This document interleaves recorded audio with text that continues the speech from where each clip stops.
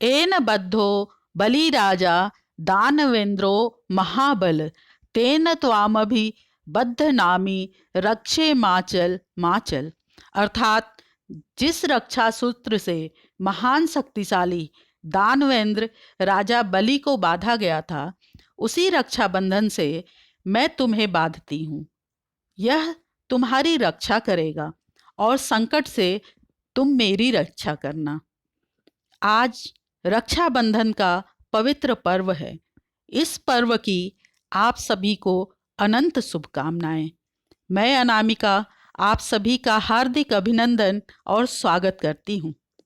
जैसा कि आप सब जानते हैं कि सनातन धर्म में पर्वों का बहुत महत्व है और आज का यह पवित्र त्योहार भाई बहन को समर्पित है।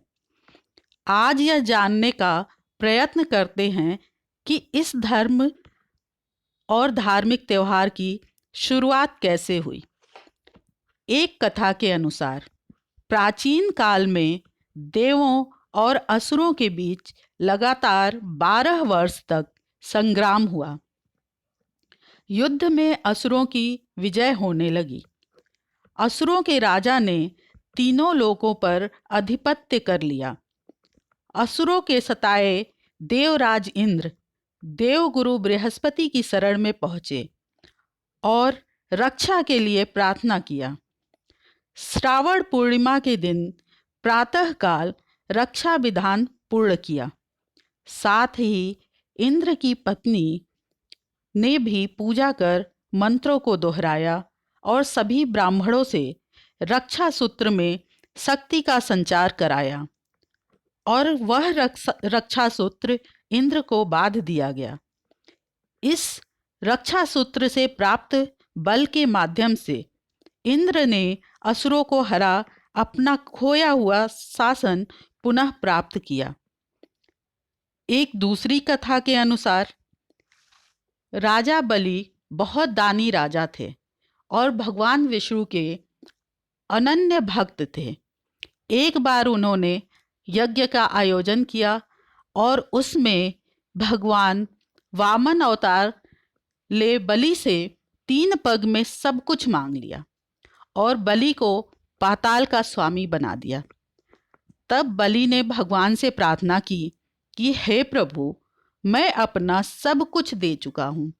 अब आप मेरी एक विनती स्वीकार कीजिए और आप मेरे साथ पाताल में चलकर रहिए। इस पर भगवान ने भक्त की बात मान ली और बैकुंठ छोड़कर पाताल चले गए। उधर देवी लक्ष्मी परेशान हो गई। फिर उन्होंने लीला रची और एक गरीब महिला बनकर राजा बलि के पास पहुंची और उन्होंने राखी बांधी। बलि ने कहा, मेरे पास आपको देने के लिए कुछ भी नहीं है। इस पर देवी लक्ष्मी अपने रूप में आ गई और बोली, आपके पास तो साक्षात भगवान हैं और मुझे वही चाहिए। इस पर बलि ने भगवान को उनके साथ जाने दिया।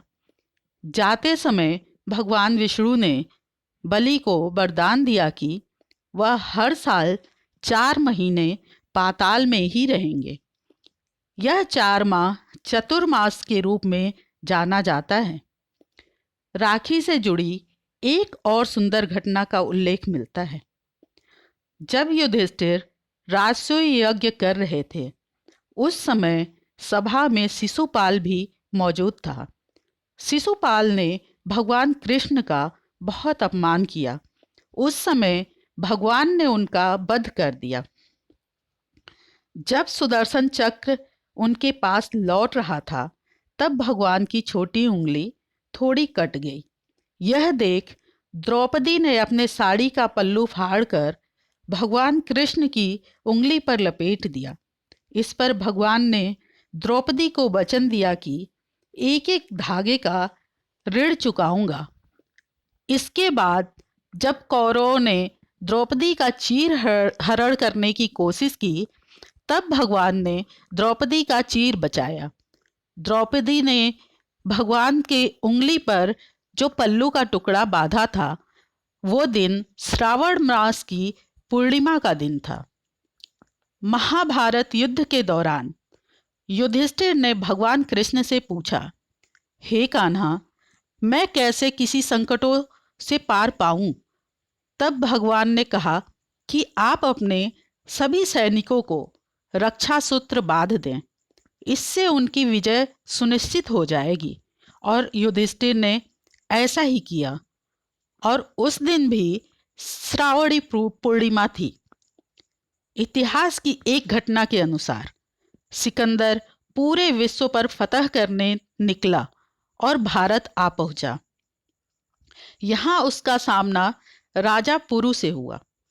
वो बहुत वीर और बलशाली थे।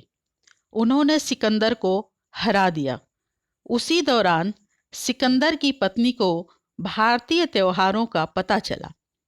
तब उसने अपने पति की जान बचाने के लिए राजा पुरु को राखी भेजी। राजा पुरु को आश्चर्य हुआ, पर राखी के धागों का सम्मान करते हुए युद्ध के दौरान जब सिकंदर को मारने के लिए हाथ उठाए तो राखी देखकर रुक गए। सिकंदर इसका फायदा उठाते हुए उन्हें बंदी बना लिया, परंतु जब उनके रुकने का कारण उसे पता चला तो उसने भी राखी को देख उसके सम्मान में राजा पुरु को उनका राज्य वापस कर दिया। इस प्रकार राखी एक अनंत प्रेम की पहचान है।